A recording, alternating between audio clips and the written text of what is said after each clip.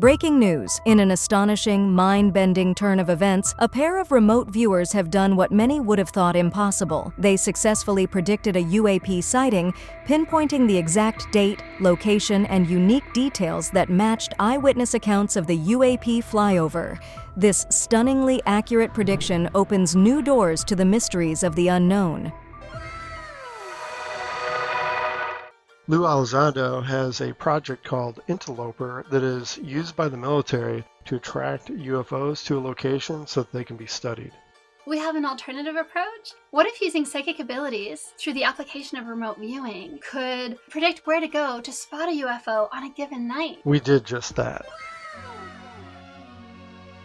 In the movie Minority Report, they have a pre-crime division, and they have psychics, and those psychics pull enough specific details combined with analytics that they were actually able to predict future events. And to do just that, we've been developing these new models and systems of remote viewing that incorporate full spectrum analysis to provide that specificity. In this particular case, we went after the day and location for a future UFO event, along with specifics associated with testimonials and details of the craft. And in fact, the details that were reported on the National UFO Reporting Center matched our time-stamped predictions that we had put up on Twitter weeks before the event.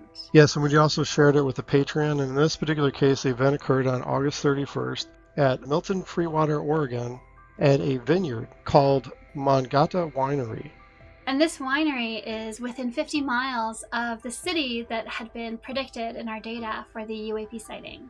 According to the National UFO Reporting Center, the witnesses described a silver ship-like disc that was glowing with blue light and had glowing square windows, which is interesting because your report had similar elements. Can you describe those? In my session, one of the things that really stood out to me as bizarre was that I saw this circular craft and it was silvery and was shining with blue light, but it had these really distinctive square windows. It was such an odd piece of data. It was funny to see it come up in the eyewitness testimony on the website. On that particular night, the 31st, there was only one sighting reported in Oregon, and there were no other disc-shaped objects that had the square windows. So this specific detail really cemented your session work with the eyewitness account. You also got, from studying the maps and your actual drawing, you could determine the direction that the farmer was looking at the UFO, which was similar to what was reported. Yes, the eyewitnesses saw it to the north of them.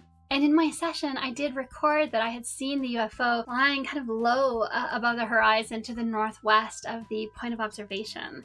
So that was the nice little matchup. Yeah, that was amazing.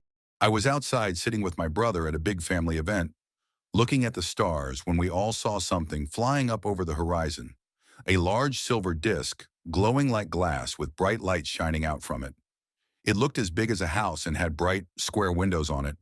The disc itself had what looked like some kind of a force field around it, like an aura of blue and white light.